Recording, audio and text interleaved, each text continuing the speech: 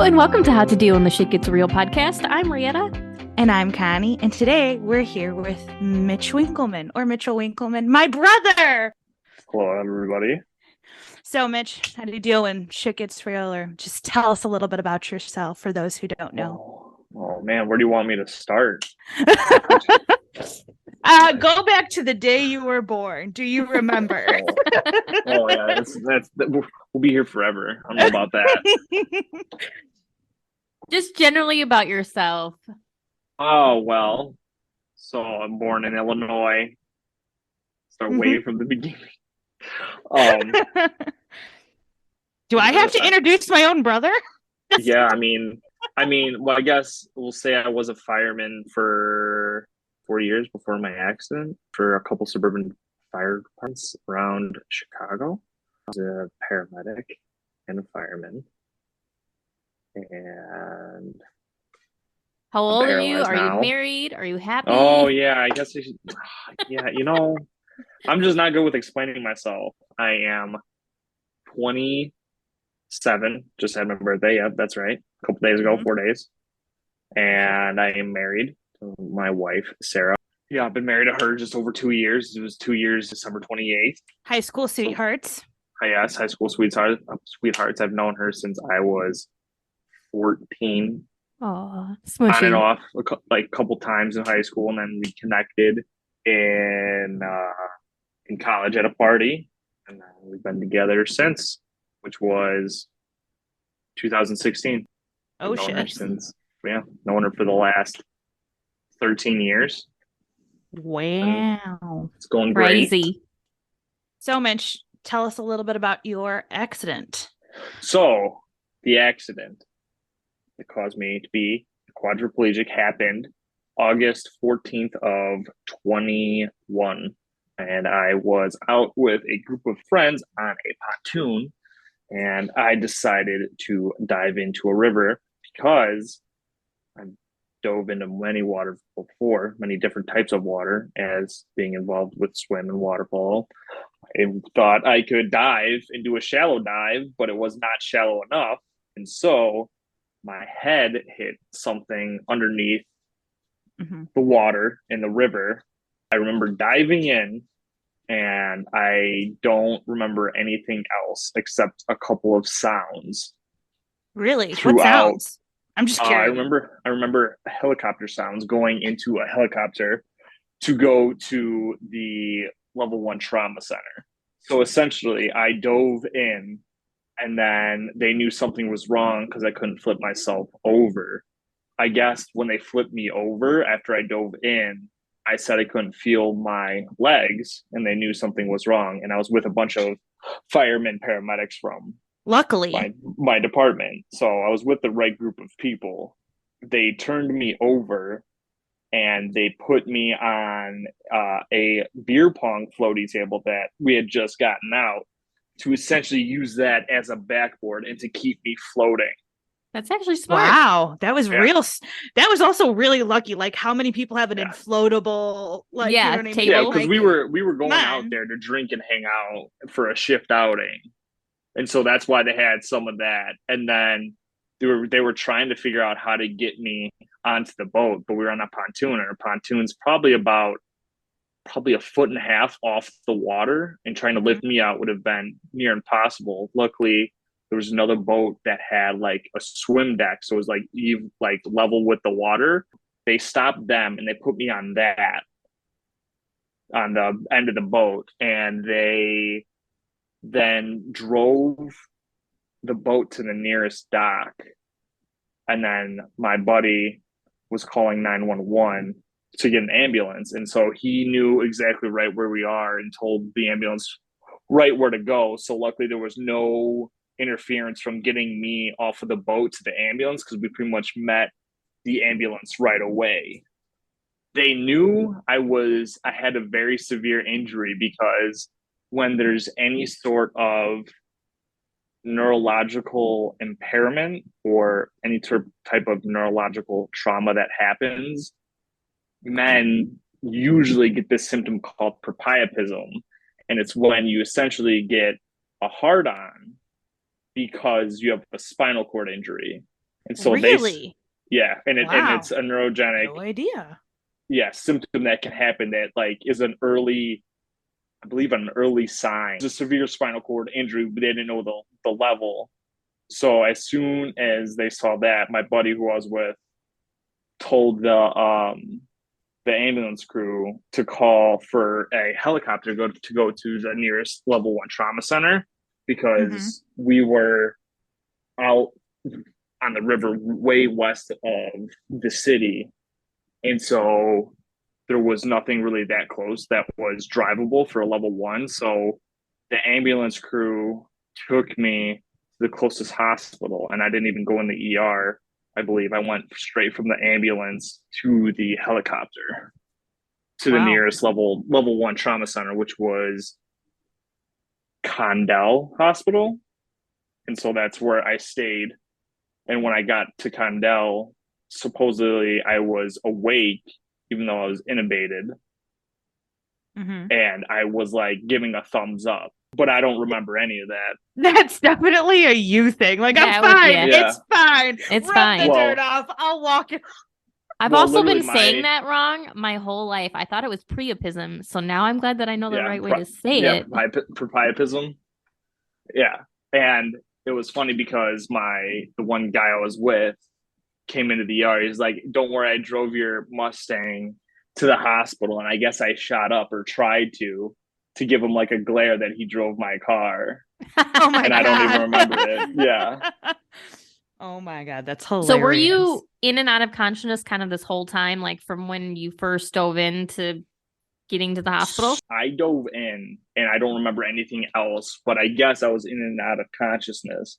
I don't know. But you just don't remember what it is. Yeah, I just don't remember like what happened at all. And then so these are all your friends telling you this is exactly what happened. Yeah, these are all the stories that I've collected from different people telling like what has actually happened. Well, I mean, you were definitely with the right people for this type of accident, and luckily it just inflated that beer pong thing. Gee, yeah, that's crazy. Yeah, the beer pong floating.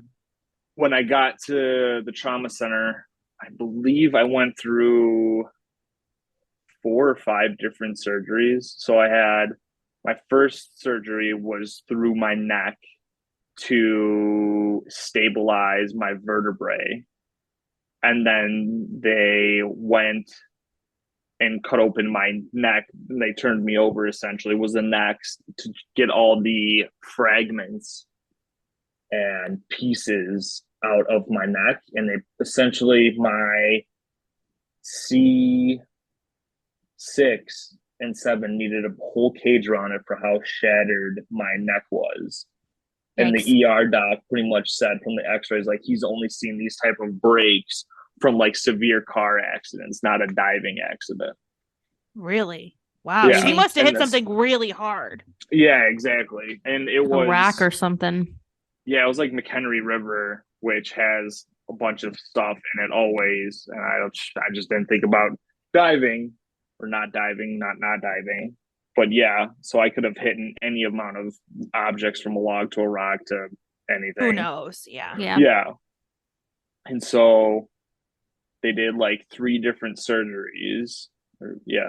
And then on my neck. And then I was on so many different sedatives. I think I was on Versed, fentanyl, ketamine. Wow. And what else was I on? Another paralytic, which stops your body from moving. But I was on so much that I was like thrashing about, essentially going through like roid rage. And that caused me to have one of my sutures in my back and neck open up. And that caused me to get another infection. Mm-hmm. Prior to that infection, supposedly I had feeling up into my belly button. Yeah. And that's what they were able to find out. And then after that, after they debrided my neck, then my feeling went up pretty much to my nipples. And that's all I have feeling now is nipples up, and I can't feel anything from my chest down. Crazy. So do you think it was not like malpractice, but I guess malpractice, that you like lost some of your feeling? Like, do you think that there was some sort of like, they didn't do this right, and I would have had more feeling if they would have done it right? Yeah, because initially we were supposed to go to a different level 1 trauma center that they flew over because it was so busy. So we had to go to the next one, which the one that I would have went to, without saying it, is way Better. more well renowned, but they still did. My neurosurgeon is still well known and was a good neurosurgeon. Other things could have been different with the hospital though. But I believe with the medication, I don't know if they didn't do that to just sedate me as less as possible because they didn't want to over sedate me. But it definitely could have been a thing that they could have sedated me more because for how much I was thrashing. Yeah. Yeah. Because, well, and they tried weaning you. Maybe they tried weaning you too soon and stuff like that too. Or too quickly. Yeah. Yeah, they were worried about, because I went through respiratory arrest once, and they pretty much told Sarah that like if I can't get off the vent, pretty much to take in pulling the plug or not. And that's what they asked Sarah, like the what if game, if we've ever talked about it. And she said, well, no. And she wasn't going to give it a thought to pull the plug because it was either see how I do on my own and have to re-intubate me, or give me a trach, which is the scar on my neck. So I was able to breathe and be awake because I was on a ventilator so long that they didn't know if I was going to be able to breathe again on my own, because I believe for every I don't know what the numbers are, but if you spend so long on a vent, it's that much harder to breathe on your own. Yeah. And that's what they were worried about. Yeah, they just could have done some things differently. Do you think you will sue or Sarah will sue? No, it's hard to sue for malpractice because it just doesn't work out. So much can go wrong, and it would be so much money on our part. Yeah. And we don't have that strong of a case to do it. It's like, it's your personal belief, but there's nothing in your records that show, no, they did this wrong. And like with a spinal cord injury, there's so many different outcomes, and like it's hard to tell what's surgery and what happened fault. When. Yeah, exactly. So there's really not much of a case for malpractice or for like even going after like the river for me diving. Like that wasn't a thing either, just because it's like swim at your own risk. And like we just like we had somebody contact us about that. I was like, there's no way that we would ever sue. We were never looking into suing anyways.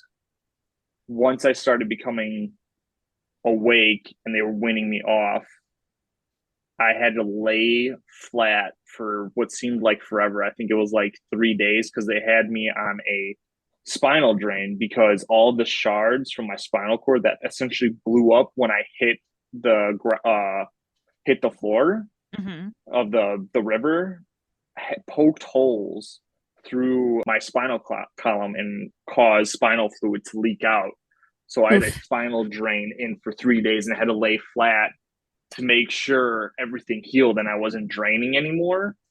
And that was terrible because like being completely flat in a C collar, like just felt not like ideal. Yeah, it felt like I couldn't breathe, and like the whole time my legs felt like they were up in the air because I didn't realize like I was paralyzed. So it was just like the weirdest feeling. They also say that though, if you've ever used an inversion table, like if you just invert somebody even like the tiniest bit, you literally feel like you're upside down just because you're not used to it too. So like being flat and then being paralyzed probably was like the combo. Oh yeah, exactly. Still right now, like laying flat is like, it's so weird because it feels like I'm inverted and like I'm like not like drowning, but like just sinking into the bed. Yeah. Interesting. So like I always have like a little angle to the bed. But yeah. So what were your first like thoughts and feelings as you started to come to and realize what was happening? It was a lot of confusion. Sarah and her mom and everybody was always trying to tell me to move my toes, and I thought I was, but I couldn't look down because I had a seat collar and I was laying flat. Yeah. You're like, I am. What's going on? Yeah. I was like, yeah, I think I am. And I'm like, okay. But like it took a while for me to realize that I'm actually paralyzed. Like I think it took probably until I was in day rehab, which I was in inpatient rehab. Then day rehab is like where you just go to rehab 2 times a week, but you go for like 3 and 4 hours at a time to realize like this is probably going to be it. Because like when I was an inpatient at Shirley Ryan, after I got out of the ER or the ICU, I should say, and went to Shirley Ryan, I don't know, they always seemed like things could come back, and they can come back for like a year or 2 after.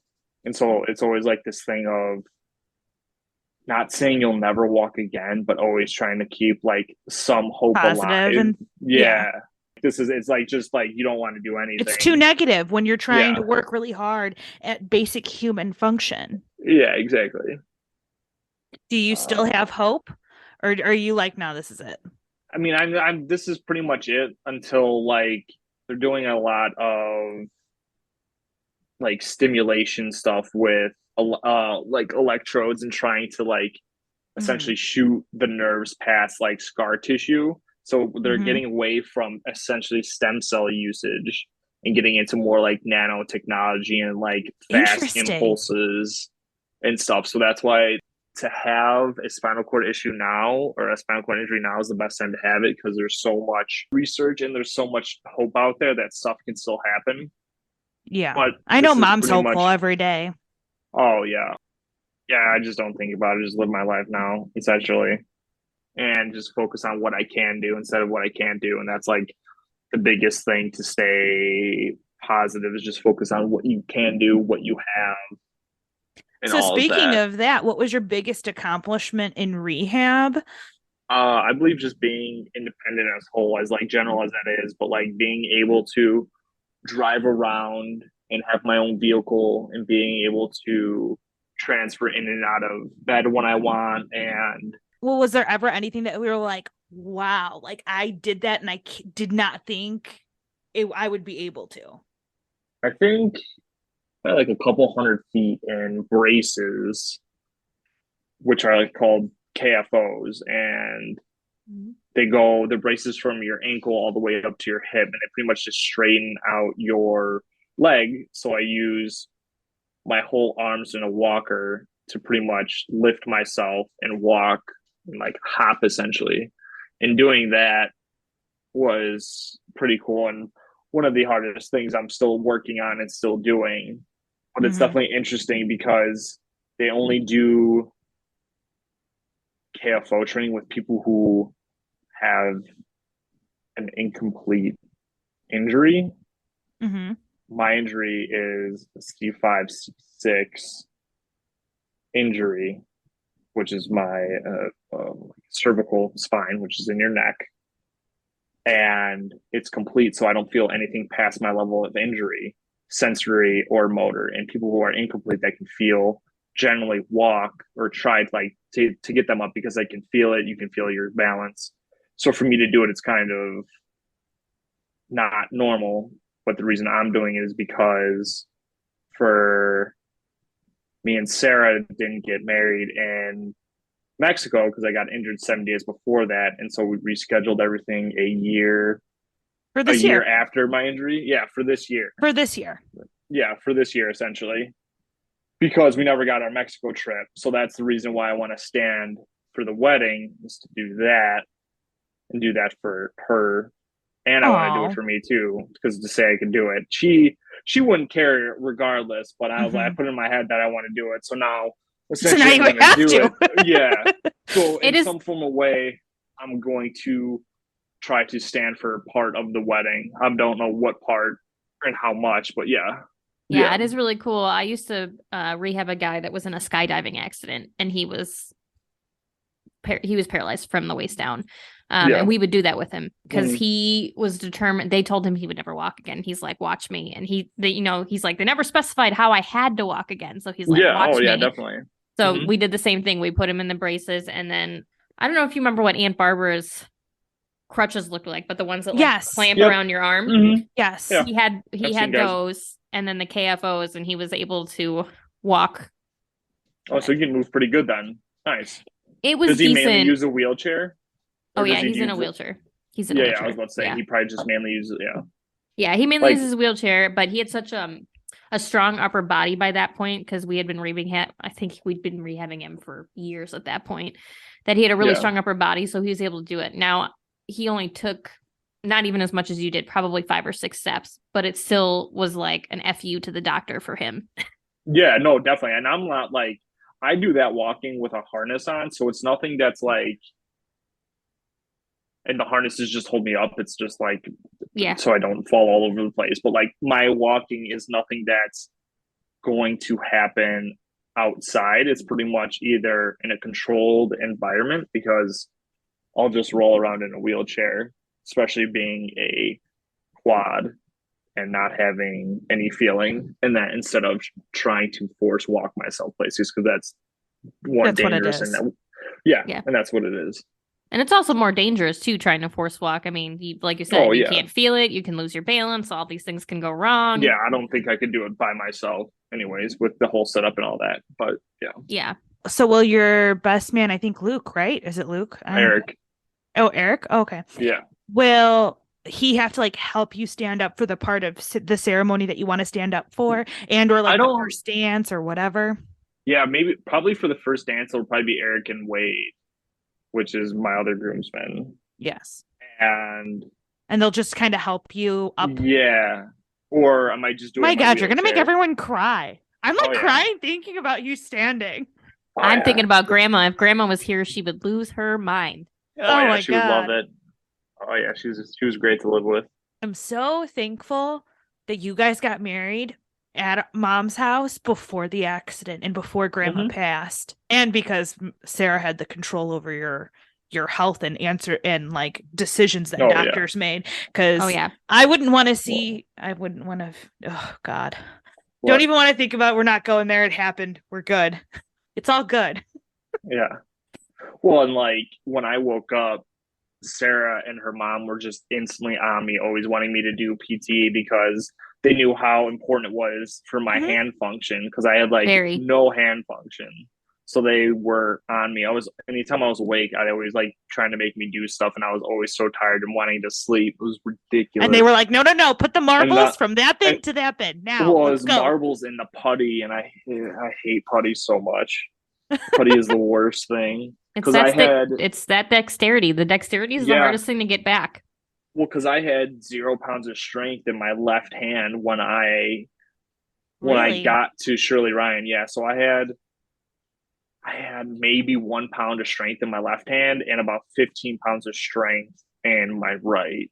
And how much do you have now in both hands? Right now, I believe my right hand has 100 pounds of force, and then my left hand has about 75 or 80. So my left hand's still weaker, but the normal, that's pretty normal. The normal from a male for my age is 120 pounds of force in both hands. So my right hand's close, but my left hand's weaker. But I do generally use more stuff with my right hand for like opening and stuff. You're probably right hand dominant.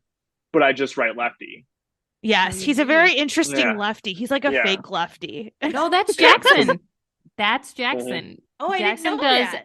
Jackson does everything left except writing, actually. And I honestly think he probably would have wrote left, but some teachers I don't think.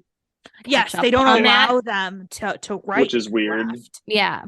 Everything else, he bats left. He does soccer left. He kicks left. Like, he does everything left. Yeah. See, I write lefty, but pretty much do everything else righty, except I bowl lefty. That's about it. Crazy. Oh, yeah. So the dreams that I had when I was in my coma were very interesting, because I can tell, like, when everybody was explaining, like, all what I was doing when I was on the vent and when I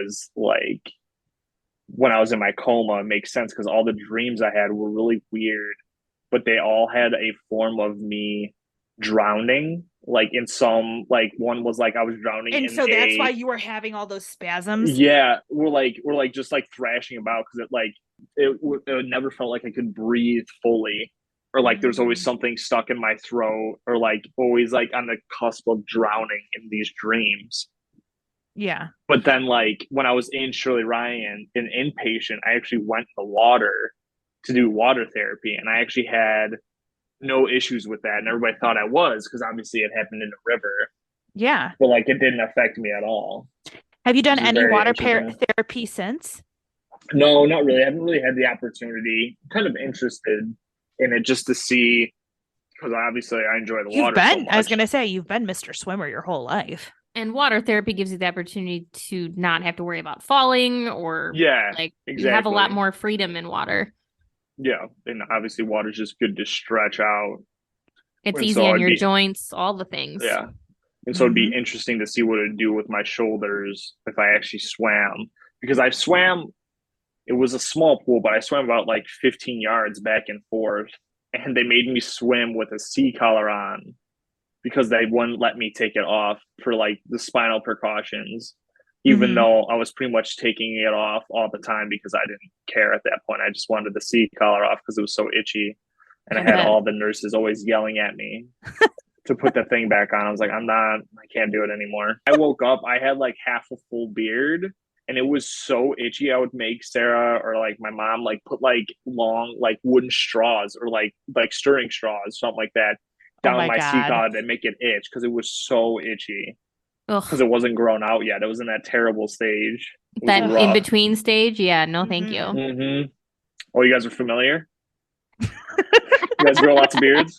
Lots of beards. Lots of leg hair. No, just kidding. Yeah. So what gets you through a hard day when you are having a hard day? I am having a hard day. Life's a hard day for Mitch from beginning to end. From the start of his life till now. It's all been a hard day. Usually I just play video games, watch TV. I don't know. I just try to keep my mind off of it.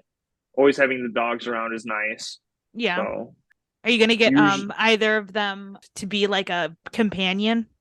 Like a therapy the training? Dog? Yeah.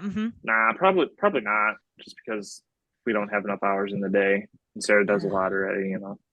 That's true. But they do it well themselves. Just by being the cuties that they are. Yeah, exactly. Decompress like anybody else does and try not to think about it. Don't think about all the things I have to do throughout the day because it's just overwhelming. So just think about doing each task as they come. And going through talk therapy has been helpful to identify, like, obviously everything that's going on and stuff. So I think therapy in that sense has helped a lot too. Yeah, because it's been a drastic change. Yeah, exactly. I mean, for somebody not to go through therapy would be concerning. Yes, because such definitely. A drastic. I mean, it's a complete 180. Yeah. So, which makes sense, but it's been helping a lot. Yeah, and then you had to go. Not only did you have to go through all of that, you guys had to get a house that you could adapt for you. So, how much of a pain in the A was all that? Yeah, so when I was inpatient at Shirley Ryan, Sarah and her mom and her mom's boyfriend, who's a realtor, were all trying to sell our house, which was a split level, so that's like not accessible at all. And they were dealing with that, and I would have had like no clue. I was just focused on therapy because they didn't want me stressed about it at all. Yeah. So that was like a lot for Sarah to deal with because she was like trying to sell the house, get that cleaned, go to work, and come visit me at the hospital. So she and find a new house and remodel that new house. Yeah, and see if it was doable. And we pretty much did that whole process in like a month and a half. And then when it came to buying a house, it was rough because we couldn't use my income because I was on I wasn't on disability. I was just on sick leave. So which doesn't count as an actual income because it's not sustainable. So Sarah had to file for a house by herself with one income. So that made it even harder. And so we had to get out an even bigger loan. Yeah. Which we had a GoFundMe for me. And so that helped out a little bit. and we made some decent money off the house that we sold just because the market's been crazy. Yeah, just because the market, how crazy the market was. And we did a couple things for work, like on the house, like we added siding. So we actually increased the value quite a bit for not that much because most of it was covered by insurance. So that helped out. And from what I understand too, just from talking to John, is like you can't just make any house handicap accessible. It has to be a certain house. So that probably also added to the issues as well. Yeah, we were looking like for specific ranch house, because obviously one floor makes it easier, and like all the houses were either like super expensive or way outdated and needed like way too much renovation. Like the house that we have now was old and needed renovation, but it was definitely doable. Like we took down a whole wall, we took off all the whole floors, and it's so funny because I can't imagine your house with any wall. Like the layout that it is now, I'm like, this is like a great layout. Like this is what I would want like a house layout to be. It's like I can't even imagine there being walls in it. Yeah. And pretty much like the biggest things that we did to make it like accessible was like make the kitchen accessible so I could reach most of the things, and then a bathroom which has a roll-in shower with a rainfall shower head, which is nice, so I can just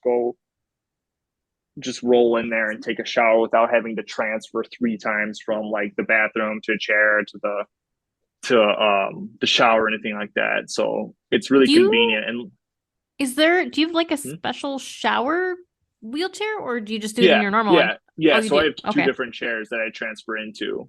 So I have my own complete shower chair, and I can do all of that and shower by myself.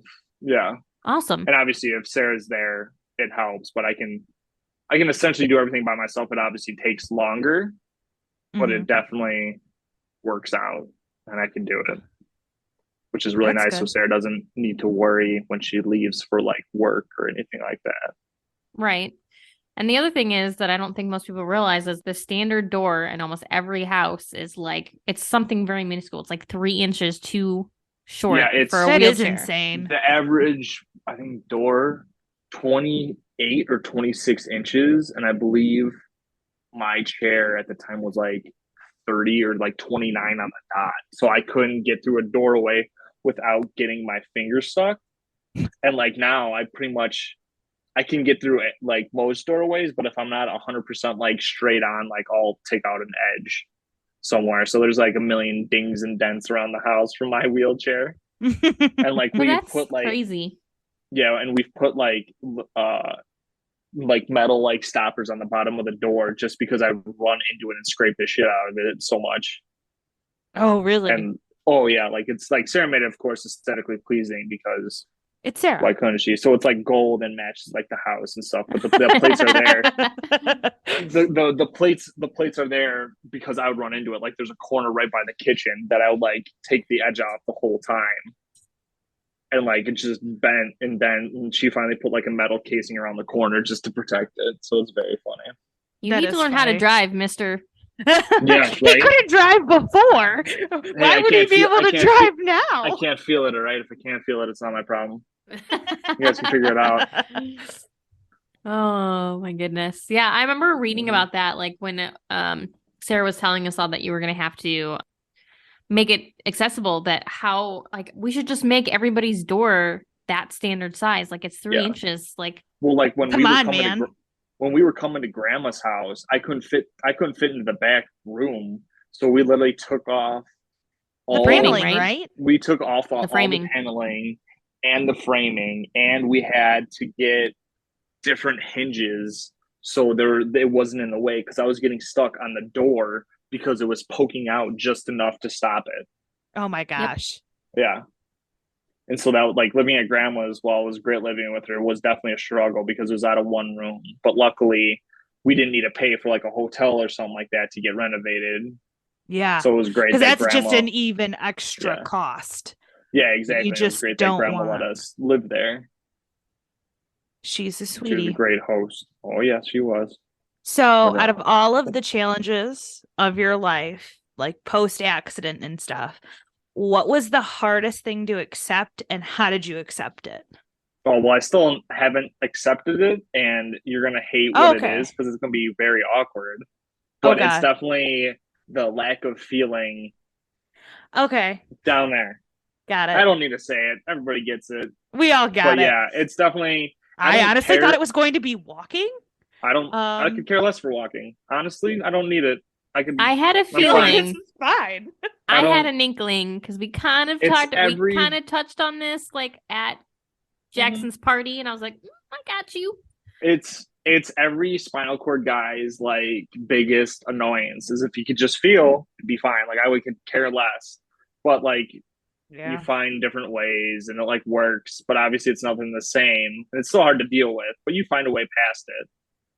But it's definitely not feeling that is like the most annoying part. And like everything, I feel like all the things that were hard I've gotten past, and this one just comes back all the time. It's like if only. And it's easier to get back sensory than it is motor, so who knows? Go lay down. Well, I'm sure it makes it hard too, because you are married and you want to be intimate with your spouse, and you probably had to find new ways to do that. Oh yeah, there was definitely quite a bit of experimenting, and there still like is, and it's just like you definitely have to be open. If you weren't, like, it just wouldn't have worked. Yeah. And so Sarah's been like great the whole time because she's open to anything, and she's just like, I think post accident, our relationship has definitely gotten way better, and our communication skills have gotten so much better just because we've have to. Yeah. Because I can't do as much and she can, and like you just have to be way more vocal than you ever think you have to be in a relationship. Yeah. I could say that for sure. Yeah. But there's a positive then, you know? Yeah, I know you can work around it, but it's this good old feeling. Nothing gets. Yeah. Nothing like it. You need to have your own avatar experience. Just lay down on a thing and. Yeah, right. Something. Oh yeah. I mean, he wasn't in a wheelchair before that. You're absolutely right. Yes. Oh my gosh. Which I actually like it coming out. I remember I didn't watch it again, the first one, but I was like, I remember he was in a wheelchair. I was like, that'd be cool. That would be. Scientists. Hey, maybe soon, you know? These scientists got to get on their shit. Elon Musk, baby. Oh, there yeah, you go. For sure. He'd be the one to do it. Anybody, I was going to say, if anybody was like, let's do this. Let's make Avatar a reality. It would totally be him. All right, let's write a form letter to Elon Musk and be like, yo. Yeah, I'm sure we should. I'm pretty sure I could just message him on Twitter. He'll give me a nice response. Yeah. I'll just add him on Twitter, you know? Like, hey, can you make this happen for me? I'm trying to walk. There you go. I don't know if our listeners know this, but I've seen from Sarah's Instagram account that it's really hard for you guys to travel because of the wheelchair and stuff. So if you could go anywhere, where would you go? I think the Maldives. Maldives are always nice. They always look nice. Overwater bungalow.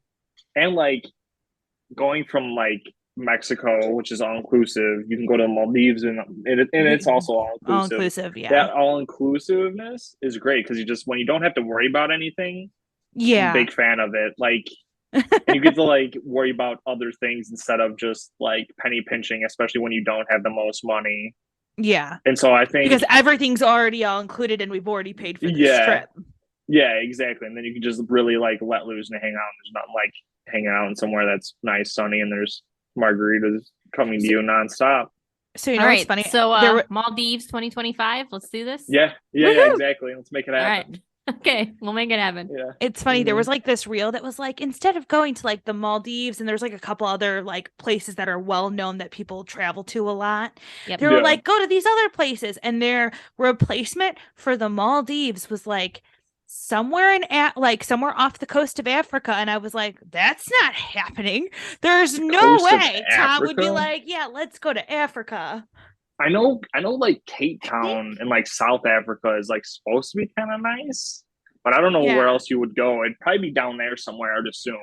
Yeah, it probably would be. The only place you really have to worry about in Africa is like Djibouti. Like, stay far, far away from Djibouti. Well, I was just thinking of the logistics of trying to get to this little country in the middle of the ocean that's apparently part of Africa, I think. I can't really remember, but I remember going through like, the whole list of like options for other places to visit, and it was like Saudi Arabia, and I was like, I would get murdered. Okay, next. I mean, it'd be if you go to like Dubai, that'd be interesting. Yes, Dubai is actually supposed to be fantastic. I just had a friend who was just there, and she loves it. Very interesting. I have no idea how it would work. I'd have to ask her. Yeah, no, I'd be. It's always interesting because then, like, you look at like different ADA laws and what they have for traveling. Like, there's actually like a guide that you can go to online. I forgot the website that it shows you like how you like put in the destination and it grades how actually accessible it is. Oh, like, interesting. That's kind of cool. And like based on like that's reviews, helpful. Yeah, definitely. And like shows you like how much you need to prepare. Like, is it going to be easy? Is it going to be like challenging, and vice versa? So that's kind of interesting on how that. So are you prepared for the challenge of going to Mexico? Yeah, I don't think it'll be that bad. Just because say Mexico won't be that bad. It'll be like a flight. Flights are fine, and then it'll be just a quick ride through. And then you're at an all-inclusive, so you're fine. Yeah, It's not like I'm driving anywhere. Right. Yeah. And the places, from what I remember, already really accessible anyways. Yeah. So I don't think it'll be that much. The biggest thing is how much Sarah's stuff she has and who's bringing what down, which is, we were going to figure that if I was in a wheelchair or not. Now there's just more stuff. Yeah. And we'll figure out, because we had it figured out for the first wedding that got canceled, so we'll figure it out again, as always, right? Your schedule will be fine, Yeah. So any final thoughts to leave with our listeners? Ooh. Don't go diving in shallow waters. Yeah, definitely. Definitely if it's one thing over this last year, there's a lot you can do that you never think you could do. You can do a lot more than you think you can. Like, I never think in the last year and a half that I'd be able to be fully independent and being able to live on my own with the spinal cord injury. And here I am. I already have a car. I can go into work, take myself to therapy. So there's like, you can do a lot more than you think you can. Love it. Leave it with that. Thanks for having me. Thank you for coming on our show. Of course. I was like, you know who I want to interview? My brother. Because I love him on occasion. Maybe we'll take a retake, and like if people like it, I'll come on again and actually give a good interview. Oh, cut it out! That was a good interview. Crazy. That was a good. Trust me, it was no scattered, but people will connect the dots. This is how to deal when shit gets real, guys. So we'll see you guys next episode.